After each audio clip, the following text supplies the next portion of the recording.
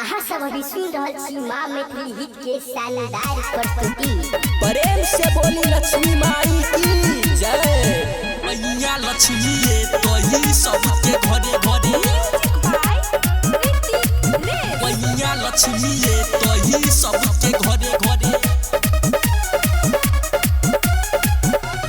बम फराका लेबो हम पहाका, बम फराका लेबो हम पहाका।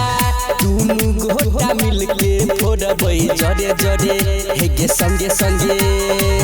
मैया लक्ष्मी तो ही सबके घरे घरे हेगे घरे घरे हेगे जानू सुने। मैया लक्ष्मी तो ही सबके घरे घरे हेगे घरे घरे। मैया लक्ष्मी तो ही सबके घरे घरे। मैया लक्ष्मी तो ही सबके घरे घरे। प्रेम से बोली लक्ष्मी माई की जय। जब माई के मिथिला में रही सबके द्वारा पर मूर्ति रखे रही। सब मन से करतै के पूजा मैया सबके गयन धन देतै। मैया सबके गयन धन देतै। जब माई के मिथिला में रही सबके द्वारा पर मूर्ति रखे रही।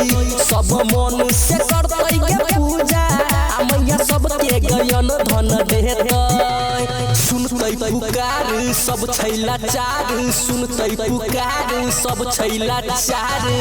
मैया के पूजा करबै जरे जरे हेगे जरे जरे। मैया लक्ष्मी तो ही सबके घरे घरे हेगे घरे घरे हेगे जानू सुने। मैया लक्ष्मी तो ही सबके घरे घरे हेगे घरे घरे। मैया लक्ष्मी तो ही सबके घरे घरे। मैया लक्ष्मी तो ही सबके घरे घरे।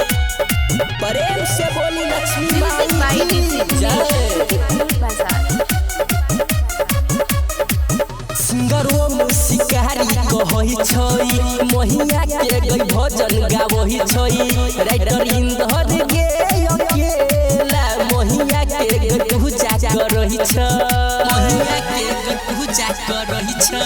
सिंगरो शिकारी कहै छै मैया के गई भजन गावै छै। राइटर इंदर गे अकेला मैया के गई पूजा करै छै। दिलन भाई कहै छै आई, रोहित भाई कहै छै आई। दुनु गोटा मिलके फोड़बै जरे जरे हेगे संगे संगे। मैया लक्ष्मी तो ही सबके घरे घरे हेगे